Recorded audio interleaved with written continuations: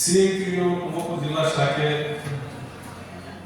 Session speech and hearing centre ಹಾಗೂ ಪ್ರೇರಣಾ ಅಂಗವಿಕಲರ ಕ್ಷೇಮ ಸಹಯೋಗದಲ್ಲಿ ಈ ದಿನ ಇಕ್ಬಾಲ್ ಮಜೀದ್ ಫೌಂಡೇಶನ್ ಅವರ ವತಿಯಿಂದ ಆಯೋಜನೆಗೊಂಡಿರುವ ಈ ವಿಶೇಷ ಚೇತನರ ಸಮಾವೇಶದಲ್ಲಿ ಅನೇಕರು ಈಗಾಗಲೇ ತಮ್ಮ ಅಭಿಪ್ರಾಯಗಳನ್ನು ವ್ಯಕ್ತಪಡಿಸಿದ್ದಾರೆ. ಈಗಾಗಲೇ ಈ ವೇದಿಕೆಯನ್ನು ನಿರ್ವಹಿಸಿದಂಥ ನ್ಯಾಯಾಧೀಶರಾದಂಥ ನೂರುನಿಸಾ ಮೇಡಮ್ ಅವರು ತಮ್ಮನ್ನು ಕುರಿತು ಮಾತನಾಡುವಂಥ ಕಾನೂನಿನ ಚೌಕಟ್ಟಿನಲ್ಲಿ ತಮಗೆ ಸಿಗಬೇಕಾದಂಥ ಸೌಲಭ್ಯಗಳು ಮತ್ತೆ ಬಾಬು ಅವರಲ್ಲಿ ಮನವಿ ಮಾಡಿಕೊಂಡ ಏನು ಸರ್ಕಾರಿ ಕಾರ್ಯಕ್ರಮಗಳಲ್ಲಿ ತಮಗೆಲ್ಲರಿಗೂ ಕೂಡ ನಮ್ಮಲ್ಲಿರುವಂಥ ಗಾಡಿಯ ಜೊತೆಯಲ್ಲಿ ಮುಂದೆ ಆಸನಕ್ಕೆ ಜಾಗನ ಮೀಸಲಿಡಬೇಕಂತ ಕೇಳ್ಕೊಂಡು ಅದಕ್ಕೆ ನನ್ನ ಜೊತೆ ಕೂತ್ಕೊಂಡ ಹೇಳ್ತಿದ್ರು. ಬಾಬು ಹೇಳಿ ಅವರು ಬರವಣಿಗೆಯಲ್ಲಿ ನನ್ನೊಂದು ಮನವಿಯನ್ನು ಸಲ್ಲಿಸಿ ನಾನು ಅದಕ್ಕೆ ಅವಕಾಶ ಮಾಡಿಕೊಡ್ತೀನಿ ಅಂತ. ಇದನ್ನು ನಾನು ಯಾಕೆ ಹೇಳ್ತಾ ಇದ್ರೆ ಸಂಘದಲ್ಲಿ ಶಕ್ತಿ ಇದೆ. ಎರಡನೆಯದು ಮಾನವೀಯತೆಯ ಮೂರ್ತಿ ಅಂತಾನೆ ಹೇಳ್ತೇನೆ. ಡಾಕ್ಟರ್ ತಮೀಮ್ ಅವರು ಈ ವೇದಿಕೆಯಲ್ಲಿ ಅನೇಕ ವೈದ್ಯರು ಕೂಡ ಈ ಕಾರ್ಯಕ್ರಮದಲ್ಲಿ ಭಾಗವಹಿಸಿದ್ದಾರೆ. ಡಾಕ್ಟರ್ ತಮೀಮ್ ಅವರು, ಡಾಕ್ಟರ್ ದರ್ಶನ್ ಅವರು ಮತ್ತೆ ಮತ್ತೊಬ್ಬ ಡಾಕ್ಟರು ನಮ್ಮ ನ್ಯೂರೋ ಸರ್ಜನ್ ಈಗಾಗಲೇ ಈ ವೇದಿಕೆಯಿಂದ ನಿರ್ವಹಿಸಿದ್ದಾರೆ, ಶರಣ್ ಅವರು. ಇವರೆಲ್ಲ ಅಷ್ಟು ನೋಡಿ ಆಗ್ತದಿಂದ ಅಂತ ಹೇಳಿದ್ರೆ ಅವರಲ್ಲೂ ಕೂಡ ಮಾನವೀಯತೆ ತುಡಿತಾ ಇದೆಯಲ್ಲ. ದೇವರು ನಮ್ಮನ್ನು ಕೂಡ ಉಳಿಸಿದ್ದಾನೆ, ತಮ್ಮನ್ನು ಕೂಡ ಜನ್ಮ ನೀಡಿದ್ದಾನೆ. ಸಮಾಜದಲ್ಲಿ ಏನು ಅಸಮತೋಲನ ಇದೆ. ಒಬ್ಬರಲ್ಲಿ ಸಂಪತ್ತು ಇರ್ತದೆ, ಇನ್ನೊಬ್ಬ ಬಡವನಿರ್ತಾನೆ. ಒಬ್ಬ ಸಾಕ್ಷರತೆಯನ್ನು ಹೊಂದಿರ್ತಾನೆ, ಶಿಕ್ಷಣವನ್ನು ಪಡ್ಕೊಂಡಿರ್ತಾನೆ, ಮತ್ತೊಬ್ಬನಿಗೆ ಸಾಕ್ಷರತೆ ಇರೋಲ್ಲ.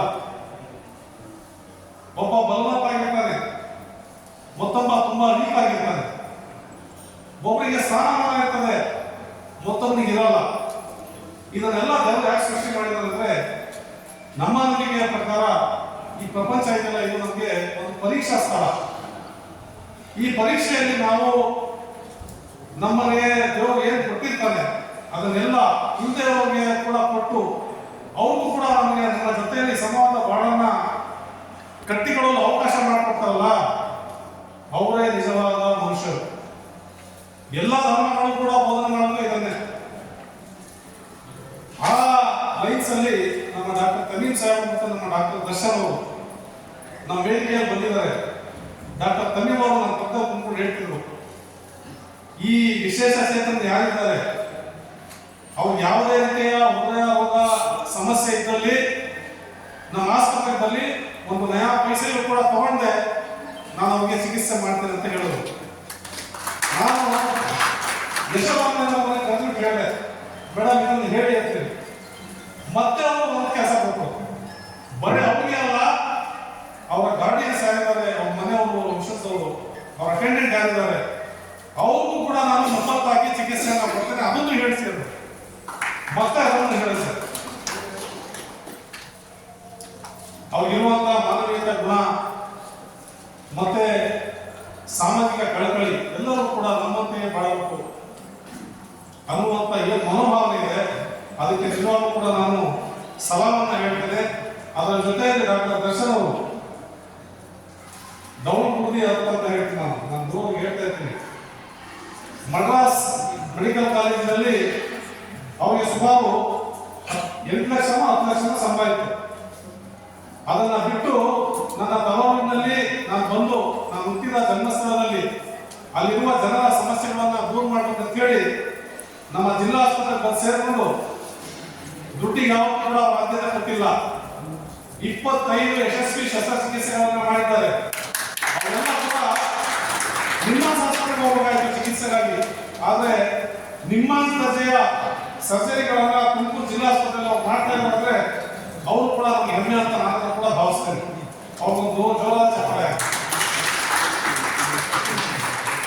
ನಿಮ್ಮ ಅನ್ಸ್ಬಿಟ್ರೆ ಇಡೀ ಕರ್ನಾಟಕದಲ್ಲಿ ಜಿಲ್ಲಾ ಆಸ್ಪತ್ರೆಗಳಲ್ಲಿ ನರರೋಗದ ಚಿಕಿತ್ಸೆಯನ್ನು ಕೊಡುವಂತ ಆಸ್ಪತ್ರೆ ಯಾವುದಾದ್ರೆ ಅದು ತುಮಕೂರು ಜನರಲ್ ಹಾಸ್ಪಿಟಲ್ ಅಂತ ಹೇಳಕ್ಕೆ ನಾನು ಹೆಮ್ಮೆ ಪಡ್ತೇನೆ.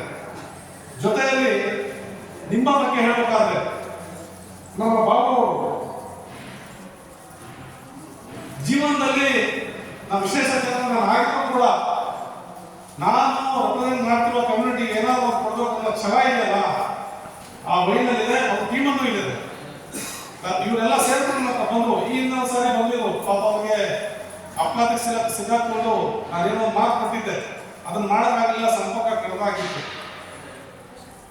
ಮೊನ್ನೆ ಅವ್ರು ನನ್ನ ಹತ್ರ ಬಂದ್ಬಿಟ್ಟು ಸರ್ ಹಿಂಗೆ ಮಾಡ್ಬೇಕಂತ ಇದ್ದೀನಿ, ಏನಾದ್ರು ಸಹಾಯ ಮಾಡಿ ಅಂತ ಕೇಳಿದ್ರು. ನಾನು ಬಾಬು ಹೇಳಿದೆ, ನೋಡಪ್ಪ ನಿನಗೊಂದು ಮಾತು ಕೊಟ್ಟಿದ್ದಾರೆ ಹಿಂದೆ, ನೀನೀಗ ನನ್ನ ಸಂಪರ್ಕದಲ್ಲಿ ಇರಲಿಲ್ಲ, ಅದು ನನ್ನ ಸಾಲ ಥರ ನನ್ನ ತಲೆ ಮೇಲಿದೆ, ನಾನು ಏನು ಮಾಡಬೇಕು ಎಲ್ಲ ಮಾಡ್ತೀನಿ ಅಂತ ಹೇಳಿದೆ.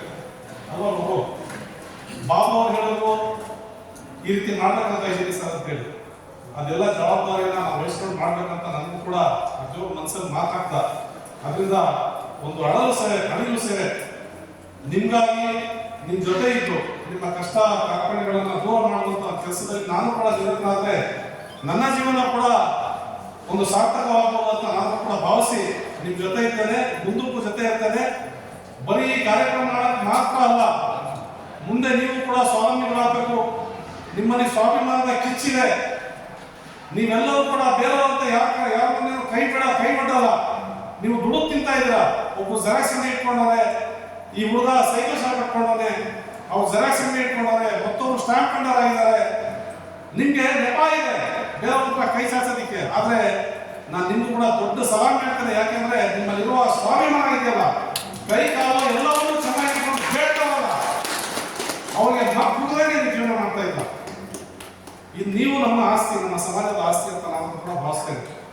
ನಿಮ್ಗೆ ಯಾವುದೇ ಕಷ್ಟ ಕಾರ್ಪಣ್ಯ ಇದ್ರೂ ಕೂಡ ನಮ್ಮ ಇತಿಮಿತಿಯಲ್ಲೇನಿದೆ, ನಾವು ಯಾವತ್ತೂ ಕೂಡ ನಿಮ್ ಜೊತೆ ಇರ್ತೇವೆ. ನಮ್ಮ ಗುರುಪ್ರಸಾದ್ ಅವರು ಹೇಳಿದಾಗೆ ಸಮಾಜ ಸೇವೆ ಮಾಡಕ್ಕೆ ಮನಸ್ಸಿರಬೇಕು. ಶ್ರೀಮಂತರು ಅನೇಕ ಜನ ಇದ್ದಾರೆ, ದಾನ ಮಾಡುವಂತ ಕೈ ಇದೆಯಲ್ಲ, ದಾನ ಮಾಡುವಂತ ಮನಸ್ಸಿದೆಯಲ್ಲ, ಆ ದುಡ್ಡು ಎಲ್ಲರೂ ಕೊಡಲ್ಲ. ಇಲ್ಲಿ ಕುಂತಿರೋರೆಲ್ಲ ಅದೇ ಮನಸ್ಥಿತಿ ಅವರು, ನಿಮ್ ಜೊತೆ ನಿಮ್ ಮುಂದೆ ಕುಂತಿರೋರೆಲ್ಲ ನಾವೆಲ್ಲರೂ ಕೂಡ ನಿಮ್ ಜೊತೆ ಇದ್ದೇವೆ. ವೈದ್ಯರಾಗಿರ್ಬೋದು, ಸಾಮಾಜಿಕ ಹೋರಾಟಗಾರರಾಗಿರ್ಬೋದು, ನಮ್ಮ ಕನ್ನಡದ ಹೋರಾಟಗಾರ್ತಿ ಮೇಡಮ್ ಆಗಿರ್ಬೋದು, ನಾವೆಲ್ಲರೂ ಕೂಡ ನಮ್ಮ ಗುರುಪ್ರಸಾದ್ ಅವರಾಗಿರ್ಬೋದು, ನಮ್ಮ ಸರ್ಕಾರಿ ಅಧಿಕಾರಿಗಳಾದ ಸನ್ಮಾನ್ಯ ಸಿದ್ದರಾಮಣ್ಣ ಅವರು ಕೂಡ ಹೇಳಿದ ತಕ್ಷಣ ಅವರು ಕೂಡ ನಿಮ್ಗೆಲ್ಲ ಬರೋದಕ್ಕೆ ಅವರು ಕೂಡ ಸಹಕಾರ ಕೊಟ್ಟಿದ್ದಾರೆ. ಇಲಾಖೆ ವತಿಯಿಂದ ಏನ್ ಮಾಡ್ತೀನಿ ಅಂತ ಅವರು ಕೂಡ ಮಾತು ಕೊಟ್ಟಿದ್ದಾರೆ. ಇಂಥವರೆಲ್ಲ ನಿಮ್ ಜೊತೆಲಿದ್ದಾರೆ. ನೀವು ಯಾವುದೇ ರೀತಿಯ ದುತಿಗಿಡುವಂತ ಪರಿಸ್ಥಿತಿ ನಿಮ್ ಮುಂದೆ ಬರೋದಿಲ್ಲ. ಇನ್ನ ಈ ಹಿಂದೆ ನಾವು ಚರ್ಚೆ ಮಾಡಿದಂಗೆ ಸರ್ಕಾರಕ್ಕೆ ನಾವು ಒತ್ತಾಯವನ್ನು ಮಾಡಿದ್ದೇವೆ. ಏನ್ ಬೇರೆ ಬೇರೆ ಜನಾಂಗದವ್ರಿಗೆ, ಬೇರೆ ಬೇರೆ ಸೊಸೈಟಿಲಿ ಪ್ರತಿನಿಧಿಸುವಂತ ಗುಂಪುಗಳಿಗೆ ಏನ್ ನಿಗಮ ಮಂಡಳಿಗಳು ಮಾಡಿಕೊಡ್ತಾ ಇದ್ದಾರೆ, ನಾನು ಕೂಡ ನಮ್ಮ ಜಿಲ್ಲಾ ಮಂತ್ರಿಗಳು, ಉಸ್ತುವಾರಿ ಮಂತ್ರಿಗಳು, ಗೃಹ ಸಚಿವರು, ನಮ್ಮ ನಾಯಕರಾದ ಸನ್ಮಾನ್ಯ ಡಾಕ್ಟರ್ ಜಿ ಪರಮೇಶ್ವರ್ ಸಾಹೇಬರು ಅವರು ಕೂಡ ಅವ್ರ ತಂದೆ ಕಾಲದಿಂದಲೂ ಕೂಡ ಸಮಾಜ ಸೇವೆ ಮಾಡ್ಕೊಂಡು ಬರ್ತಾ ಇದ್ದಾರೆ. ಲಕ್ಷಾಂತರ ಜನಗಳಿಗೆ ಶಿಕ್ಷಣವನ್ನು ಕೊಟ್ಟಿದ್ದಾರೆ. ಈ ರಾಜ್ಯಕ್ಕೆ ತಮ್ಮದೇ ಆದ ಸೇವೆಯನ್ನು ಕೂಡ ಮಾಡ್ಕೊಳ್ತಾ ಬರ್ತಾ ಇದ್ದಾರೆ. ನಾನು ಬಾಬುಗೆ ಹೇಳಿದ್ದೇನೆ, ಮಾತು ಕೊಟ್ಟಿದ್ದೇನೆ. ಅವರಿಗೆ ನಾನು ಭೇಟಿ ಮಾಡಿಸಿ ನಿಮ್ಮ ಏನು ಅಹವಾಲಿದೆ ಅದು ಸರ್ಕಾರದಲ್ಲಿ ಮಂಜೂರು ಮಾಡಿಸುವಂತ ಮನವಿಯನ್ನ ಕೊಡಿಸಿ ಆ ನಿಟ್ಟಿನಲ್ಲಿ ನಾವು ಹೋರಾಟ ಮಾಡುವಂತ ಒಂದು ಕೆಲಸವನ್ನು ನಾನು ಮಾಡ್ತೇನೆ. ನಿಮ್ಗೆ ಪ್ರತ್ಯೇಕವಾದ ಒಂದು ನಿಗಮ ಸರ್ಕಾರವು ಮಾಡಬೇಕು. ಮತ್ತೆ ಏನಿಲ್ಲ, ನನಗೆ ಬಂದಿರೋ ಮಾಹಿತಿ ಪ್ರಕಾರ ಏನು ಮಹಾನಗರ ಪಾಲಿಕೆಯಲ್ಲಿ ಬೇರೆ ಬೇರೆ ಕಡೆ ನಿಮ್ಗೆ ಆದಂತ ಒಂದು ಅನುದಾನವನ್ನ ಕೊಟ್ಟಿದ್ದಾರೆ. ಅದು ಸರಿಯಾಗಿ ಬಳಕೆ ಆಗ್ತಾ ಇಲ್ಲ. ಯಾವ ಕಪಿಮುಷ್ಟಿಯಲ್ಲಿ ನಿಮ್ಗೆ ಸಿಗುವಂತ ಹಕ್ಕನ್ನ ಎಲ್ಲೋ ಒಂದ್ ಕಡೆ ತೊಡಕಾಗ್ತಾ ಇದೆ. ಅದನ್ನೆಲ್ಲ ನಿವಾರಣೆ ಮಾಡಬೇಕಾದ್ರೆ ಒಳ್ಳೆಯ ಅಧಿಕಾರಿಗಳಿದ್ದಾರೆ, ಅವ್ರ ಜೊತೆ ಚರ್ಚೆ ಮಾಡಿ ಅದೇನು ನಿಮಗೆ ಅನುದಾನ ಇದೆ ಅದು ಸೀರಾ ನೀವು ಬಂದು ಸೇರಬೇಕು. ಸರ್ಕಾರದ ಯೋಜನೆಗಳು, ಸರ್ಕಾರಗಳು ಯೋಜನೆಗಳನ್ನ ರೂಪಿಸ್ತಾರೆ. ಆದ್ರೆ ಜನಗಳು ಕೂಡ ಅಷ್ಟೇ, ಅಧಿಕಾರಿಗಳು ಆಗಿರ್ಬೋದು, ಬೇರೆಯವರು ಆಗಿರ್ಬೋದು, ತುಂಬಾ ನಿಯತ್ತಿಂದ ನಿಮ್ ಜೊತೆ ಕೆಲಸ ಮಾಡಬೇಕಾಗ್ತದೆ. ಯಾರು ನಿಮ್ ಜೊತೆ ದೂರ ಬಂದ್ರೆ ಅವ್ರ ಮಕ್ಕಳಿಗೂ ಅದೇ ಸ್ಥಿತಿ ಬರ್ತದೆ ಅನ್ನೋದು ನಾನು ಭಾವಿಸ್ತೇನೆ. ಯಾಕಂದ್ರೆ ಇದು ದೇವರ ಒಂದು ಕಾನೂನಿದೆ. ನಾವೇನ ಕೊಡ್ತೀವೋ ಅದನ್ನೇ ಕೊಟ್ಬಿಡ್ತೀವಿ. ಇವೆಲ್ಲ ಈ ಸಂಪತ್ತು ಇವೆಲ್ಲ ಅಲ್ಪ ಕಾಲಕ್ಕೆ. ಯಾರು ಏನಾದ್ರು ಬೇಕಾದ್ರೂ ಆಗ್ಬೋದು, ದೇವರು ಹಣೆ ಬರ ಬಂದಿರೋದು. ಆ ನಿಟ್ಟಿನಲ್ಲಿ ಅದು ಆಗಿರ್ಬೋದು. ಮತ್ತೆ ಬೇರೆ ನಮ್ಮ ಕಡೆಯಿಂದ ವೈಯಕ್ತಿಕವಾಗಿ ನಾನು ಬಾಬು ಹೇಳಿದ್ದೇನೆ, ನನ್ನ ಕೈಯಲ್ಲಿ ಏನಾಗುತ್ತೆ ಸರ್, ಮುಂದಿನ ದಿನಗಳಲ್ಲಿ ನಾನು ಹೆಚ್ಚಿನದಾಗಿ ಮಾಡ್ತೇನೆ. ನಮ್ಮಲ್ಲಿರುವಂತಹ ಸ್ವಾವಲಂಬಿ ಏನು ನಿಮ್ಮ ಕಿಚ್ಚಿದೆ ಅದ್ರ ಜೊತೆ ನಾವು ಇರ್ತೇವೆ. ಇನ್ನೂ ಬೇರೆ ಬೇರೆ ಬಸ್ ಮಾಡುವಂಥದ್ದು, ನಿಮ್ಮಲ್ಲಿ ಕ್ರೀಡಾಪಟುಗಳಿದ್ದೀರಾ, ಮತ್ತೆ ಬೇರೆ ಬೇರೆ ಸಾಂಸ್ಕೃತಿಕ ಕಾರ್ಯಕ್ರಮಗಳಿಗೆ ನೀವು ಹೋಗ್ಬೇಕಾಗ್ತದೆ, ನಿಮಗೆ ಬಸ್ಸಲ್ಲಿ ವ್ಯವಸ್ಥೆ ಇರಲ್ಲ.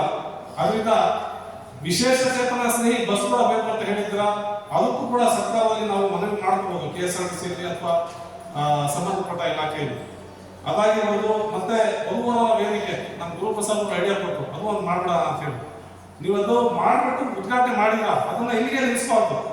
ನೀವೆಲ್ಲ ಅದ್ರಲ್ಲಿ ಭಾಗಿಯಾಗಬೇಕು, ಒಂದು ವಾಟ್ಸಪ್ ಗ್ರೂಪ್ ಮಾಡ್ಕೋಬೇಕು, ಅದಕ್ಕೆ ಬೇಕಂತ ಎಲ್ಲ ವ್ಯವಸ್ಥೆ ಮಾಡಿಕೊಂಡು ನಿಮಗೂ ಕೂಡ ದಾಂಪತ್ಯ ಜೀವನ ಎಲ್ಲರೂ ಕೂಡ ಸಂಸ್ಕಾರ ಕೊಟ್ಕೊಂಡು ನೆಮ್ಮದಿಯಾಗಿ ಬಾಳುವಂತಾಗಬೇಕು. ಅದಕ್ಕಾಗಿ ಆ ವೇದಿಕೆಯ ಕೂಡ ನಿಮ್ಗೆ ಅವಶ್ಯಕತೆ ಇತ್ತು, ಅದನ್ನು ಕೂಡ ಮಾಡಿಯಾಗಿದೆ. ನಮ್ಮ ಜೊತೆಯಲ್ಲಿ ಮತ್ತೊಬ್ಬ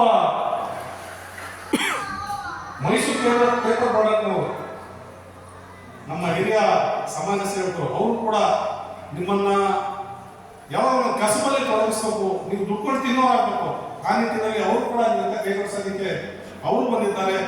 ಮತ್ತೆ ಅನೇಕ ಜನರು ನಿಮ್ಮ ಕೈ ಜೋಡಿಸಿದ್ದಾರೆ, ಅವರೆಲ್ಲರೂ ಕೂಡ ನಾನು ಧನ್ಯವಾದಗಳನ್ನು ಅರ್ಪಿಸುತ್ತೇನೆ. ದೇವರು ಎಲ್ಲರೂ ಕೂಡ ಇರುವ ಅವಕಾಶಗಳನ್ನು ಕೊಡಲ್ಲ. ನಮ್ಗೆ ಅವಕಾಶ ಕೊಟ್ಟಾಗ, ನಮ್ಮ ಶಕ್ತಿ ಇದ್ದಾಗ ನಾವು ಕೆಲಸ ಮಾಡಲಿಲ್ಲ ಅಂದ್ರೆ ನಾವು ಒಂದಿನ ಸತ್ತ ಮೇಲೆ ನಮ್ಮ ಸಂಪತ್ತೆಲ್ಲ ಎಲ್ಲೋ ಹೋಗುತ್ತೆ, ನಮಗೆ ಗೊತ್ತಾಗಲ್ಲ. ನಾವು ಜೀವಂತವಾಗಿದ್ದಾಗ ದೇವರು ನಮ್ಗೆ ಏನು ನಮ್ಮ ಇತಿಮಿತಿಗಳಲ್ಲಿ ನಮ್ಗೆ ಆ ಸಂಪತ್ತನ್ನ ಅಥವಾ ಬೇರೆ ಯಾವುದೋ ವಿದ್ಯೆ ಆಗಿರ್ಬೋದು ಅಥವಾ ಬೇರೆ ಆಗಿರ್ಬೋದು ಕೊಟ್ಟಿದ್ದಾನೆ, ಅದನ್ನ ಯಾರನ್ನ ಇಲ್ಲ ಅದನ್ನು ಕಲ್ಪಿಸುವಂತ ಕೆಲಸ ಮಾಡೋದು ಮನುಷ್ಯ ಅಂತ ನಾನು ಭಾವಿಸಿ ನನ್ನ ಮಾತನಾಡೋದಕ್ಕೆ ಏನು ಅವಕಾಶ ಮಾಡಿಕೊಟ್ಟಿದ್ರ